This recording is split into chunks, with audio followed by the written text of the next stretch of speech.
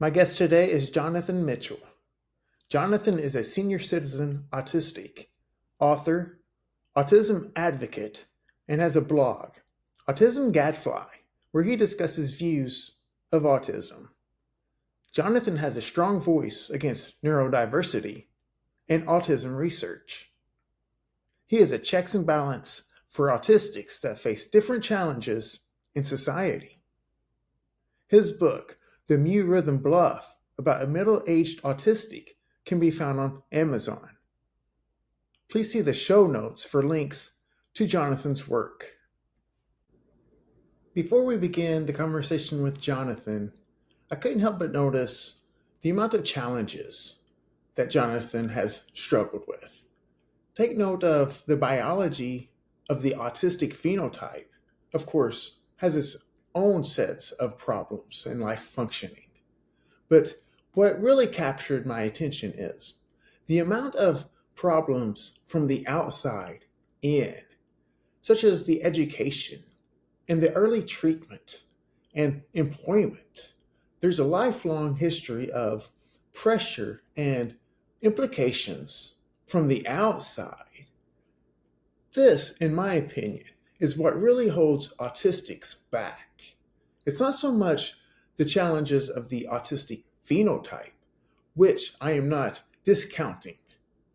However, the amount of inability of society to adapt to the certain type of different phenotype is the biggest challenge. And now, my conversation with Jonathan Mitchell. Jonathan, why don't we start with you explaining your life story to me, and we'll go into when you first noticed things were maybe even a little different. Well, that goes back as long as I can remember. When I was 4 years old and going to the summer school to see if I could get into this kindergarten, and I remember my mom telling me, "Oh, they said you're not ready to, get, go to this private kindergarten," and that's like probably my earliest memory.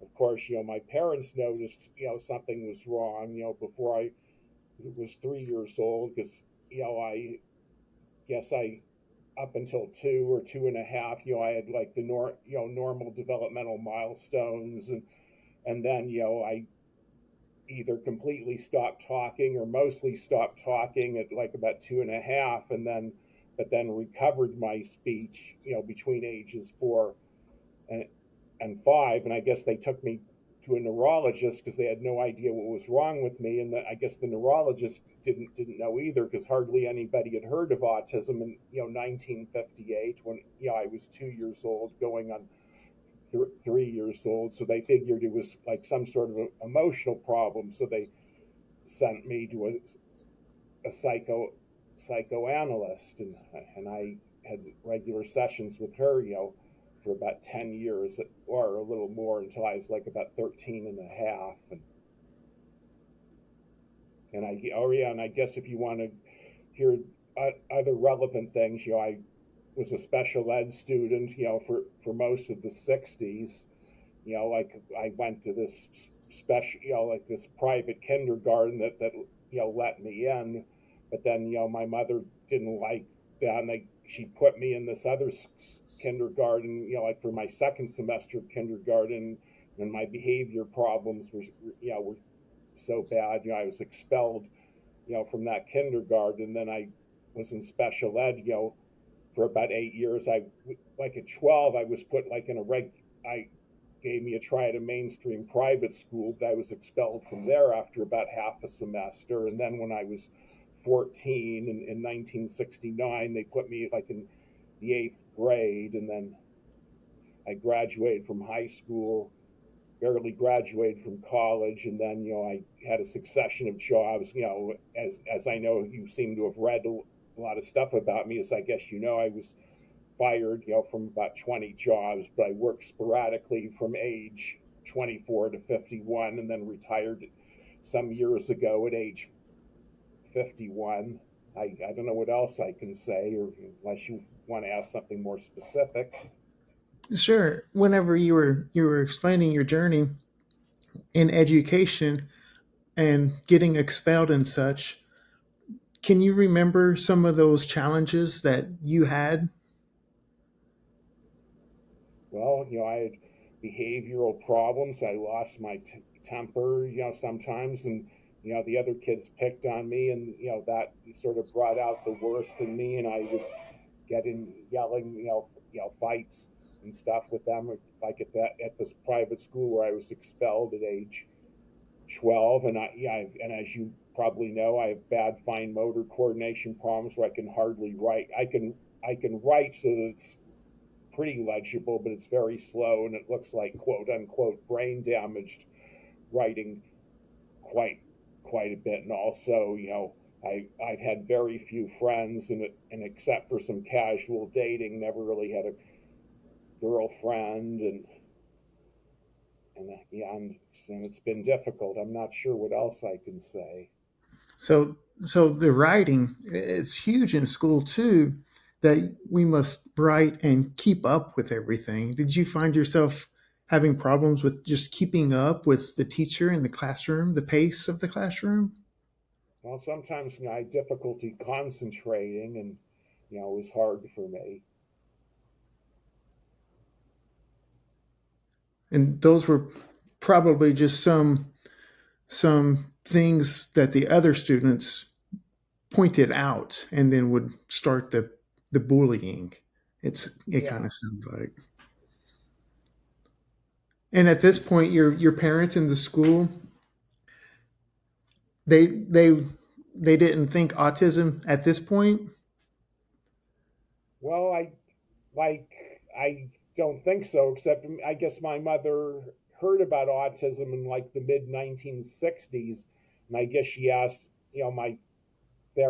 my psychoanalyst, who was like my therapist at the time, and if I was autistic, and then she said no, just that my parents caused these problems somehow, and from trauma that I had as an infant or a toddler, and then I guess in 1968, we took a trip back east, for my aunt's wedding, and for some reason there was some psychiatrist in New York in 1968, child psychiatrist, that they thought had like some expertise, and though my parents didn't tell me this for many years, I guess she was the first one who diagnosed me as being autistic, and then I guess I saw another psychiatrist in Los Angeles to start, starting when I was 13. When I finished, my parents didn't like the progress I was making with the psychoanalysis, so they switched therapists. And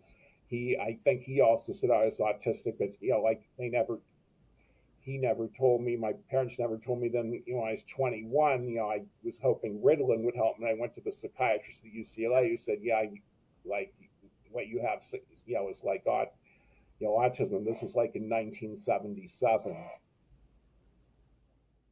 Yeah. So the psychoanalyst, the view back then was it was apparent an issue with parental, and that was very unfortunate. Um, Yeah, and that hinges from that psychoanalytic view. yeah. They're very biased towards that, and I imagine your parents that was that was harmful to them to hear that. Hopefully, they didn't agree with it. Um, Well, I guess they sort of did for a while, but well, I guess they did for a brief time. But then I guess I had like a psychologic assessment, where they gave me like IQ tests, and the Bender Gestalt and other psychometric tests, and that indicated like some sort of brain damage.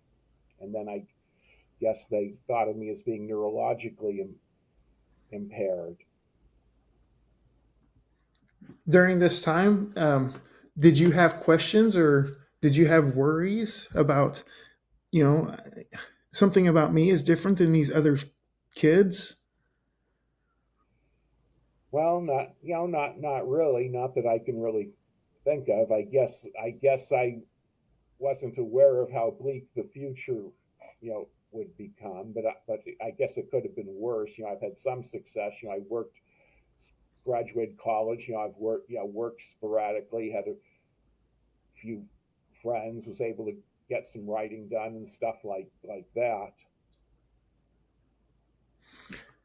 You graduated from UCLA, correct? Yeah, well, I went to Santa Monica Community College for my first half of college. Then I went to UCLA for 2 years for my second half of college. I transferred the units from SMC, and I ended up getting a bachelor's from UCLA, like in 1979. What was your degree, or what is it? Psychology. Psychology. Okay. Bachelor of Arts in Psychology. Okay. Do you think that kind of comes from your experience? Yeah, well, I had thought that maybe I might like to be a psychologist because I, had many, like 18 years of therapy, and I wanted to be like sympathetic and sort of try to help solve people's problems. And I thought there was some way, that I could find some sort of breakthrough for my own problems. But in retrospect, I would have been better off, trying to do something else. And I guess I don't have what it takes, to get a PhD in psychology or neuroscience or whatever. You're very interested in, is it mirror neurons? Do you actively? Yeah. Well, Yeah. well, I was, many years ago, but yeah, I read Marco Iacoboni's book about mirror neurons, and I thought, it might be an answer to my problems. But now I'm not so sure because, I'm not sure if mirror neurons, are behind the etiology of autism or not. But I guess, like there's like structural damage, like in the frontal area and Broca's area of the brain, like in the premotor cortex where mirror neurons exist. And as I wrote a novel based on the premise, that if somebody could really improve, their mirror neuron functioning, then they could become like a poker expert and win a lot of money at poker. You have an interest outside of your writing in poker, correct? Well, yeah, I read, I do other things and watch some movies on Amazon Prime and stuff like that. Tell me about your experience with the Ritalin. I guess Well, I'm I kind yeah, well, the doctor I saw, prescribed it, and he sort of said, it's a long shot. Like at your age, it usually doesn't do much good, and it probably wouldn't help your type of problem. He prescribed it. I tried it. It didn't seem to work, and then I stopped it. And there isn't really anything more to it than that. okay. I guess I was shocked about the time frame of it. If it was modern day, I could see that because that seems to be our first option is psychopharmacology. Yeah, well, Ritalin was a popular drug for ADHD, like in the 70s, and people were, giving people, medications for various things. I guess they still give like antipsychotics to autistics to calm them down, but I don't think there's like a specific autism medication that's been invented yet. Yeah, yeah, that's correct. I'm not so sure how I feel about the medical field giving antipsychotics to autistics either. I think it's very concerning.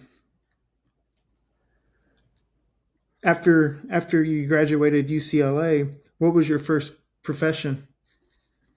Well, I worked in a warehouse, for about 4 months, and then didn't like that and quit after that. Loading, merchandise on industrial pallets, and then I typed prescription labels, for a pharmacy, and then I had a bunch of data entry jobs where I got fired, and then I went. to the California State Department of Rehabilitation, and they sent me to the school where they taught me the rudiments of medical transcription, and then I did, medical transcription off and on for about 20 years, I guess, and then I haven't worked since.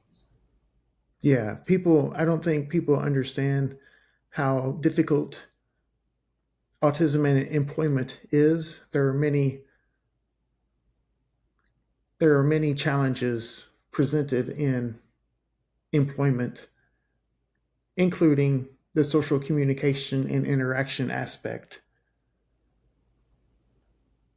It's very hard to navigate that. Yeah, of course, I worked remotely, like for the last 9 years I worked, and that helped a bit. But when I was first working, that option didn't exist. Yeah. But then they developed computers and modems, and like where you could like do a lot of jobs from home. But I guess after the job I had for like 9 years ended, I tried a couple other jobs, and they either didn't work out or I got fired. And I guess I got fired after a day or 2 days from my very last medical transcription job. And then I was getting enough money from my parents as an early inheritance, and I retired at 51. And like about, I guess that was like over 17 years ago. Yeah. Did the employers know of a condition? A couple of them did, because I went, because right with like right after I was getting fired from some medical transcription jobs, I joined up with this organization with the acronym ADEPT. I don't remember what it stood for, but they would pay part of the employee's salary like for the first month or something like that. But you had to do, like for disabled people, but you had to disclose your disability to the employer. And there was one job I got where they made an agreement with ADEPT that I had for about a month, and I got fired from that. Then I went to another job, and they didn't, and I guess they knew there was something amiss, and just wanted to work. They didn't want to work with ADEPT. They just wanted to work with me themselves. And but I had that job for a little over 2 years, and the company went out of business. And other than I guess it was just in those two instances that I disclosed, or my disability was disclosed to an employer. Other than that, I'm sure they knew something was very wrong with me, but I guess they didn't know what. Huh. It might have been just they had just assumed get rid of you instead of trying to work with you. And I don't know how the views in employment and rules and regulations, actually laws, were back then. Well, for a good, there was no Americans with Disabilities Act, prior, to 1990, as you probably know. And and that was like the first, and there was an 11-year period before that, between, where I worked sporadically from 1979 to 1990. And then I guess they had the ADA, but I don't think it really does much good, for autistic people. It's better. I mean, because employers are required to give quote unquote reasonable accommodations, to disabled employees. But that's like ramps, for wheelchair users, braille for blind people, or larger, or if somebody's just like visually impaired, like a larger computer screen. But it doesn't require employers to put up with poor behavior from autistic people. And this has been upheld in like at least 2 or 3 federal court decisions, contrary to what people say. Oh, that employers are supposed to give you like whatever accommodations you want. If you're autistic, they're supposed to structure it for you. But there might be some accommodations for autistics that are illegal, like if they had sensitivity to light or something like that, and the room had like bad like fluorescent lighting, which they were sensitive to, then they could ask to be put in another room. But if an employee makes a lot of mistakes or has poor behavior, employers aren't legally required to put up with that. So I don't really think the ADA or accommodations for autistic people really do much good, or really an answer. Yeah, yeah, that's well said. Uh, I don't really keep up with the ADA and how they've changed that now. Well, Do you have not any? many people do. Do you have But any? I've just read about some of these issues because, as you may know, I sort of wrote like a nonfiction book about neurodiversity, and I was trying to dispute like what Ari Naiman, if you've heard of him, was claiming, or he was claiming, that they should have like a social ramp for autistic people, analogous to like a ramp for wheelchair users. But there's no legal basis for that statement, because there have been court decisions where the employee asked the employer to accommodate like behavioral issues, and the courts ruled against the autistic litigants. Yeah. Wow. When did you first begin to speak out against these things that's not right in society? um, Things that aren't right in society. Yes. For instance, the movement of neurodiversity. Oh well, if you mean like when I started speaking out against neurodiversity, I guess it was like in the earliest days of the internet, list serves. This was like like a little over 20 years ago, in the early 2000s. They had these very, I mean, I guess the term neurodiversity hadn't been coined yet, but they had like these list serves in the old days of the internet. I forgot their specific names, and a lot of people would post, "Oh, I don't want to be cured. Most or all autistics don't want to be cured. And if society changed, we could function as well as non-autistic people." And then I got into some debates and disputes with some of those people. That This was maybe around 2000, 2001, I guess. Yeah, you have a strong stance on. So I read here from Newsweek described you as an extremely controversial voice in the autism blogosphere for wanting a cure and discussing the need to consider the longer term effects of autism. And after I read that, wanting a cure doesn't seem controversial to me. And wanting to discuss the longer term effects of autism doesn't seem controversial to me either. In fact, autism research now is shifting towards adult autistics and needing this information about these long term implications. Well, I'm not well that I'm not sure if that's a question, but well, the Newsweek article, it was sort of borderline tabloid journalism, where they blew some things out of proportion, and wrote some unfavorable things about me. And but I guess it did give some balance to both views. But I guess a cure, yeah, a cure is like a controversial issue, because a lot of people don't want it, or they believe it's saying their child or themselves or defective or bad. So it makes a lot of people angry. And there was an organization, Can Cure Autism Now, if you remember them, that existed from like 1994 to 2005, before Autism Speaks bought them out. And you know the, the neurodiversity people would rail against Can, and claim that their goal was to find a way to abort autistic fetuses, and that's what a cure and prevention really meant. And there are a lot of people that, for a variety of reasons, who oppose this. And as you probably know, Autism Speaks did like a completely 180 from their position, from like finding a cure for autism was like their ultimate goal, and now they go out of their way to say how they're against a cure for autism.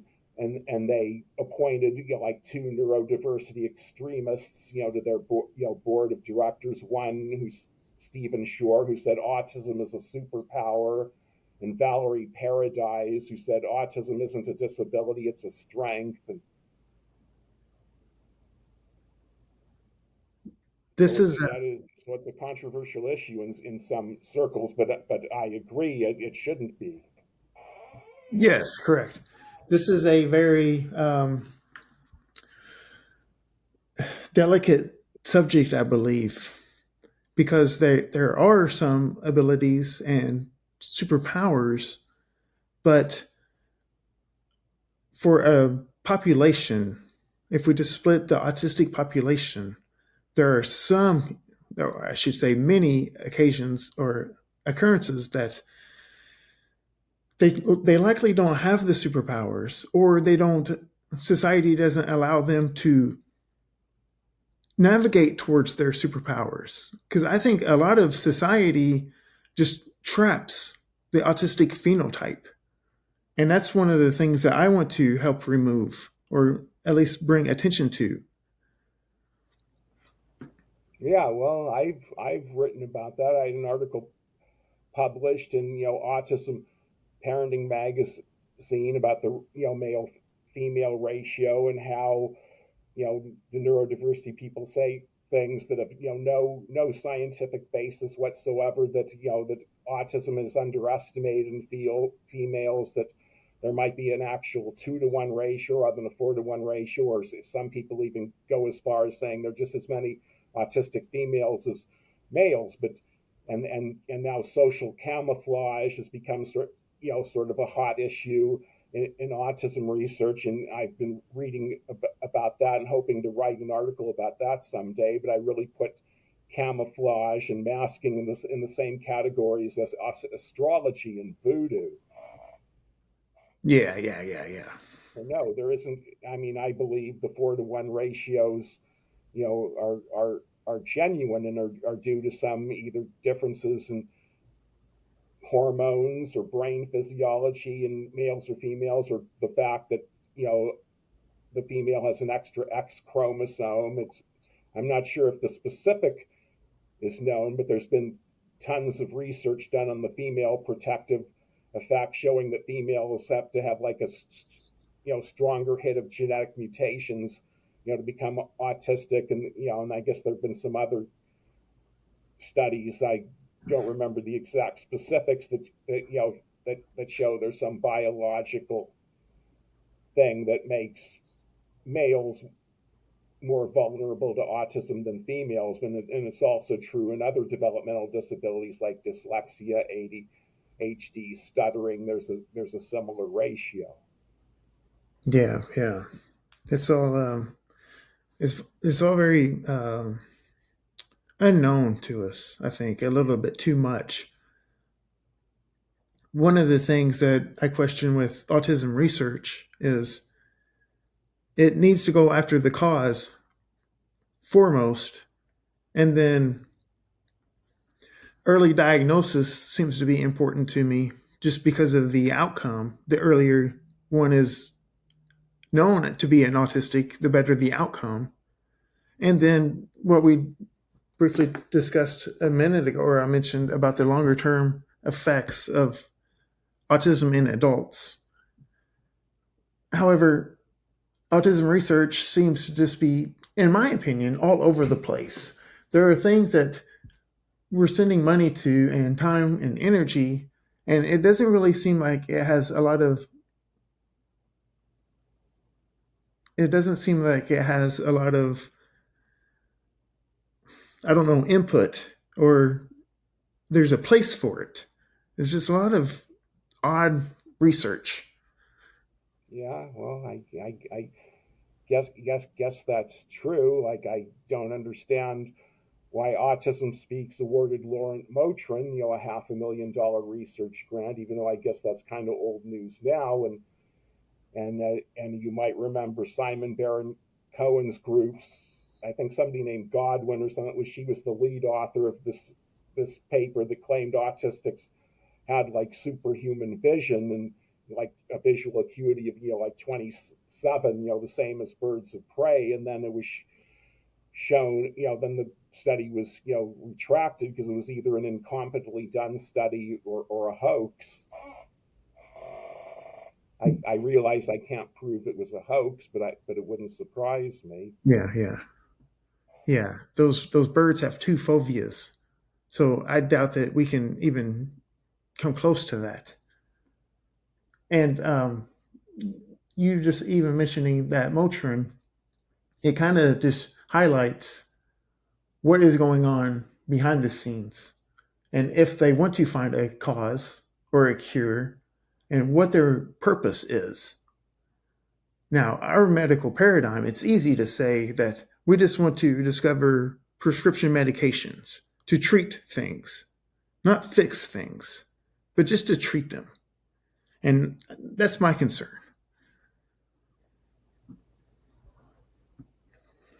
Let's talk about your blog where you call out Autism Speaks about the self-identifying, how they just accept people that just self-identify as autistic without even a clinical diagnosis. Well, I'm not sure I remember that post. I've written hundreds of blog posts, and but I guess most people have in the autism world seem to have that view. So I guess Autism Speaks, sounds familiar. I'm not exactly sure which specific post you referring to, but I do seem to remember something like that where they say like they accept people who identify as being autistic, but that's all I remember.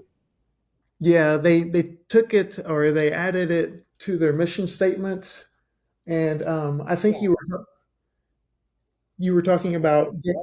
as we talked about before, as you know, like they, Steve, like they were getting a lot of flack about not having any people with autism on their board of directors, and the thing with the cure, and then Steve Silberman got like this op-ed piece published in the Los Angeles Times about all these issues with Autism Speaks, and then shortly after that, they did a complete 180.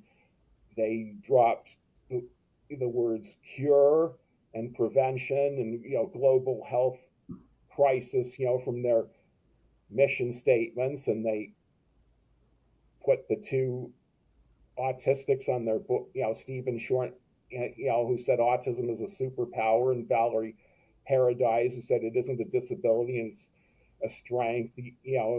And she wasn't even diagnosed with autism until she was in her 40s. Like many years after her son, was had like an Asperger's diagnosis, and I've met her, and I don't really understand how she qualifies for an autism diagnosis, but maybe there's an explanation for it. I don't know.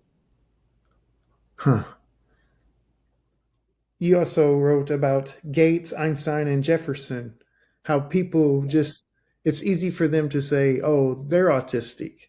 And it's like they just want to strengthen the group, it seems like to me, without any accuracy. Well, yeah, that was one of my earlier articles. That it's been about 20 years, since I wrote that, and then I guess it was sort of self-published on my website that this guy who heard me on the radio made for me in about 2008, and he used to get a lot of traffic, and it was high up. If you like type Gates autistic into Google or other search engines, it came up very high for a long time, but no more.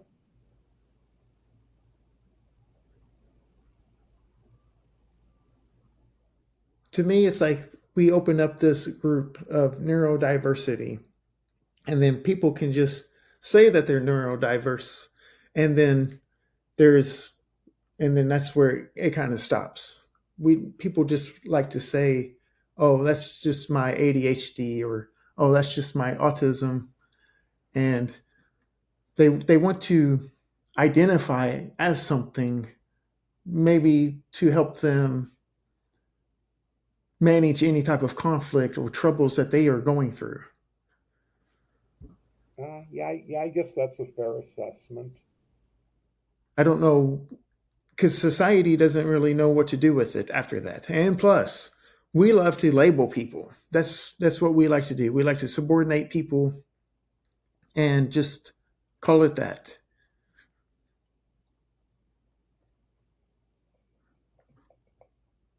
What led to um, what led to the book, The Moo Rhythm Which, Bluff? well, I have an interest in poker. And to this day, I still play it. Sometimes swear that I'll quit, but then I end up, I enjoy it, and I've been a losing player, and as we discussed before, I was interested in mirror neurons as like a possible cause of autism, and I was wondering, what if somebody had like super mirror neuron ability, like, and they were interested in poker? Would this enable them, to have like a superpower where they could be like an expert poker player? And it's fiction, of course, but that's what really got me to write the novel. And I've been interested in writing novels, and I've written four other novels, besides that one, but they're not published. The Moo Rhythm Bluff was my second novel, and I'm hoping to get like this follow up of the Moo Rhythm Bluff published someday. I don't know if I ever will, and I don't really care for self publishing novels anymore. Do you find it hard to kind of promote yourself and market yourself? Yeah, it's hard for everyone, but I haven't. But considering I was like an obscure, but I've done fairly well over the years. Considering I was basically an obscure blogger, but I was able to get on, as you know, get on NPR, Newsweek, things like that. But like, but people were more interested in my nonfiction, my ideas, like about neurodiversity, than in you know my fiction writing. And yeah, it's very hard for an anti neurodiversity person to get promoted because they have so much power. There are a lot of people that believe in that. They have billionaire patrons like George Soros. They have the whole media, the whole government, most of the private autism organizations on their side. So yeah, it's hard to promote yourself, and it's sort of like a lone soldier trying to take on the whole Russian army with like a BB gun or maybe even a pea shooter. Yeah, yeah, that's well said. It's a group in or group think, group in, group out, and that's why maybe organizations like Autism Speaks just opened it up to just it allows them to get their marketing out and get more attention onto them, and then they can get more fundraising and more power. Perhaps I don't know, I but don't either. but Autism Speaks, the organization, over time is very different. Whenever you get into this mode of writing a novel, and I'm just curious if you have any, if the symptom of restricted fixated interest, do you find yourself like that's the only thing that you want to do? No, it's something I'm interested in. Sometimes it's hard for me to sit down and apply myself, like because of my disability. Though I guess I've gotten a little better as I've gotten older. But I've wanted to write an article about social camouflage, but there's a lot of literature to read, and I want to really know it well before. But I end up procrastinating, and but hopefully someday I'll write that article. I don't know whether I'll be able to get it published anywhere or not. What's the name of your second book, or the one that you're currently trying to get published? Oh, my latest one, yeah, Yeah. Gamma Gets Girls. It's sort of similar to the Moo Rhythm Bluff, except Bright. If you read the Moo Rhythm Bluff, you remember this neuroscientist Bryce Blalock, and this sort of not exactly a sequel, but a follow up where instead of using the mirror neuron hypothesis of autism, like he deals with the lack of gamma wave synchronization, and they not only use transcranial magnetic stimulation, but also this technique that that was inspired by this neuroscientist Yuri Danilov, where he puts some electrodes on the tongue and their nerves that connect to the brain stem, which connects to the various parts of the brain. And I guess it's similar to TMS, and I use these in the book Gamma, but the side effect is it makes them like irresistible to women, and then they have some the two autistic protagonists have some adventures and problems based on this newfound popularity with women. And well, I don't know what else I can say about it, but I don't plan to self-publish it. I don't know if I'll ever be able to get an agent or get it published. Okay. It's your writings. How much how much of your life do you integrate into these characters in your books? Quite a fair amount. I guess not 100%, but a very high percentage. Like a lot of the protagonists are sort of based on myself. In a lot of my fiction, like I wrote about things, that happened to me, of course, with some embellishment. And Yeah, that makes it even kind of a more genuine story to me. Whenever you or anyone can integrate their own personal life and experience and into this other story. Hopefully, it's maybe even empowering, or it could give people hope and insight from the outside. well, I don't know. I have trouble getting exposure, and since I stopped blogging in Autism's Gadfly, I haven't had as much publicity. Occasionally I get requests from people like you and stuff, but I don't get a whole lot, so I'm not that well known. Even though I've had some big media exposure like Newsweek, NPR, being published in The Spectator.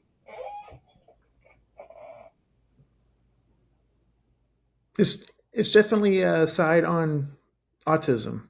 You go up to bat for autism, in my opinion. Well, I'd like to beat it into submission with a bat, actually.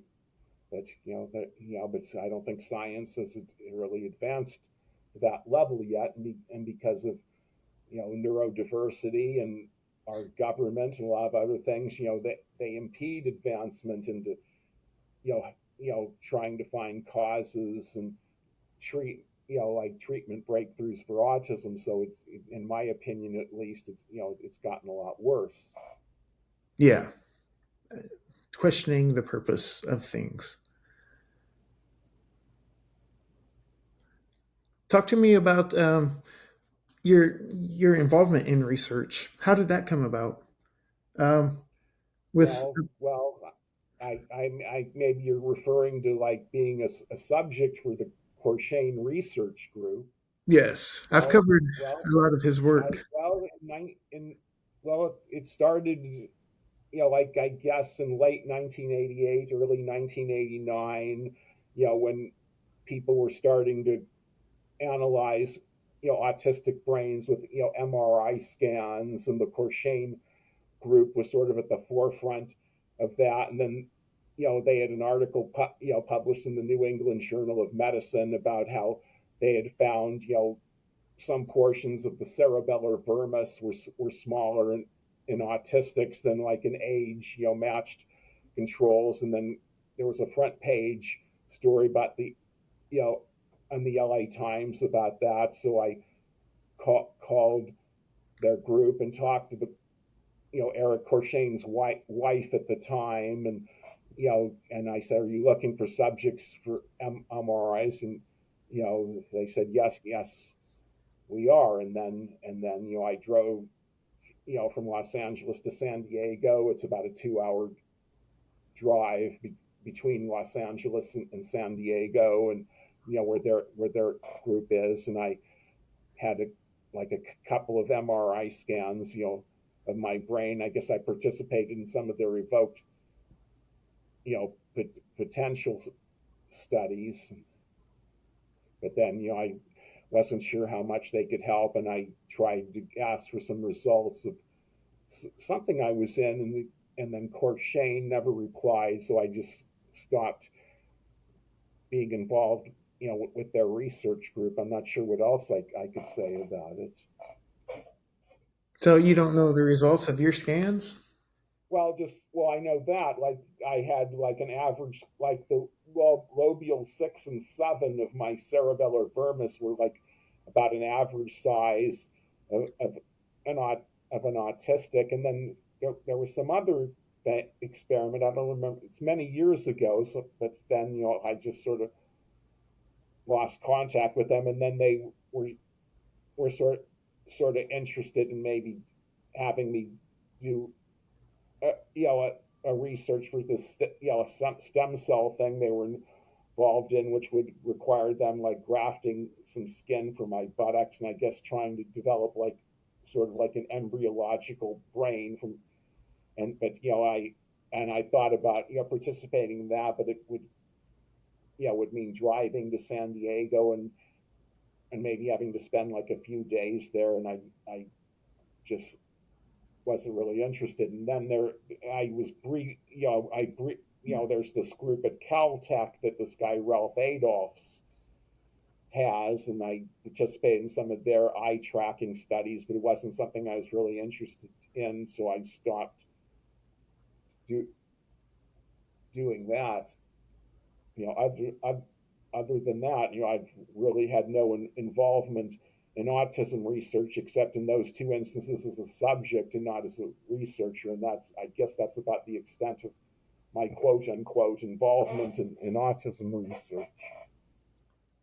Ralph Adolphs is quite the name in Oh, you've neuroscience. heard of him, eh? Yeah, yeah. Not even many people had heard of him. Because he just has an interesting name. Yeah.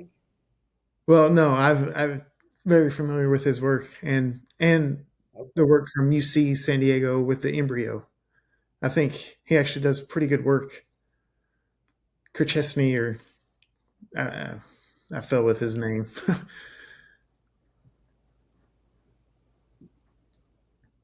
What's next for you, Jonathan?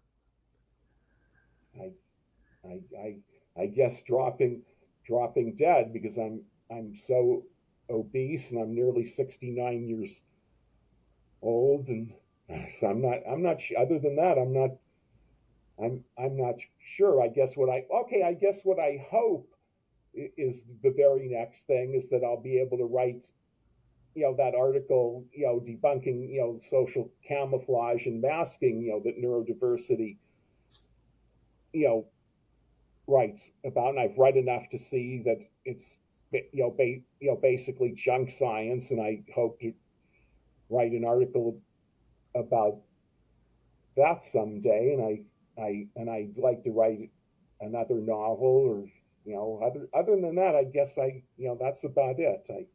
I guess I'm not sure what comes next for me long term. If I live long enough. Some of the research that you hint on is I call clickbait. They publish it just for recognition. Is my Well, perspective. well, there's certainly no scientific basis for it, except I guess the cat Q, they have a new camouflage instrument that's I guess been standardized, but what it exactly measures and how it can show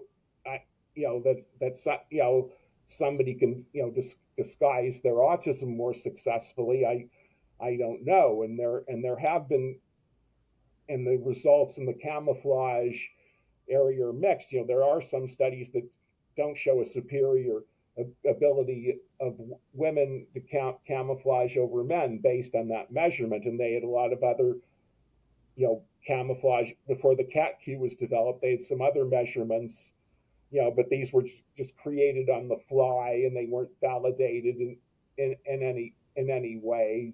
Just very very unscientific, and or they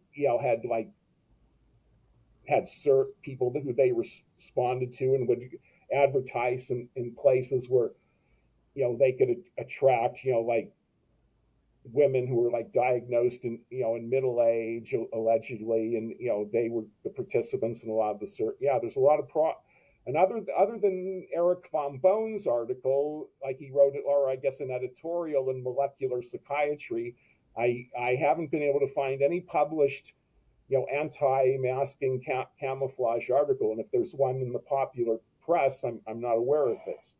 Mm. It has a lot of traction, and things like that do have a lot of traction because that's what people can understand with autism.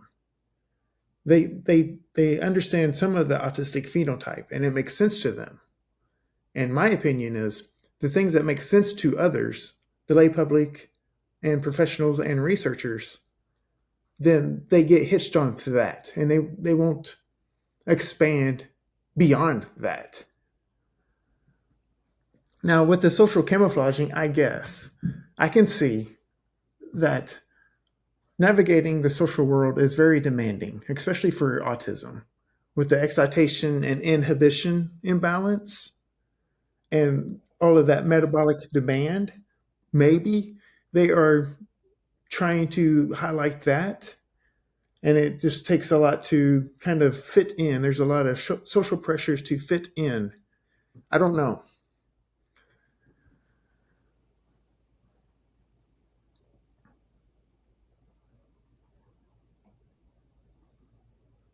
I don't either.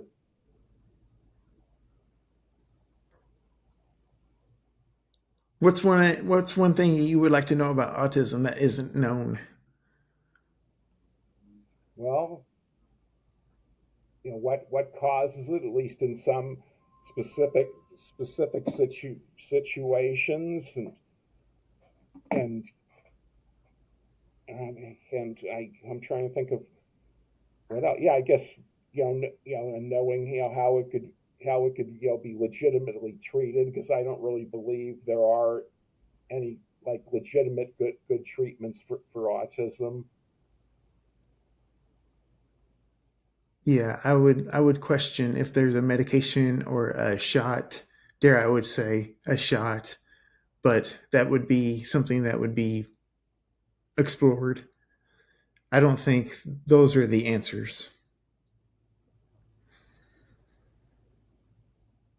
Is there anything else that you want to cover or talk about before I let you go? Not that I can think of. I guess we've talked about an hour, so I think you have enough, for a good podcast. And I hope your listeners like what I have to say. And I thank you for having me on your podcast.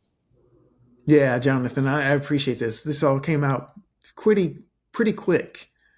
Um, so we just kind of did this in the last couple of days. I was really drawn to your X account, especially your X name. I That's what I'm very active with now, and my new handle is something pretty new. Yeah, yeah. Why don't you share that with us? I tweet anti-ND with loud hands. I Yeah, appreciate it. because you may be familiar, like Julia Bascom, who's a big neurodiversity proponent. I think wrote this book called Loud Hands, because supposedly she was in ABA as a child, and the therapist would say quiet hands, like when she moved her hands. So I sort of took it from that. We didn't talk about ABA, but I question that as well. The next time, maybe, What if it? there's a next. Yeah, yeah. I will be looking out for your work your newest writings, and good luck on the book Okay, publishing. thanks. And we will interact on X maybe some more about, Okay, sure. especially about the cause of autism. Okay, Jonathan, thank you for joining, and your story is incredible. yeah, thank you. If you are listening to the podcast, please feel free to leave a review or rating. In podcasting, reviews, ratings, and downloads are huge, and I very much appreciate your feedback. You can contact me on X at RPS47586 for any discussion about autism. I'm always happy to discuss autism on that platform. You can email me at info.fromthespectrum@gmail.com. And thank you for listening to From the Spectrum podcast.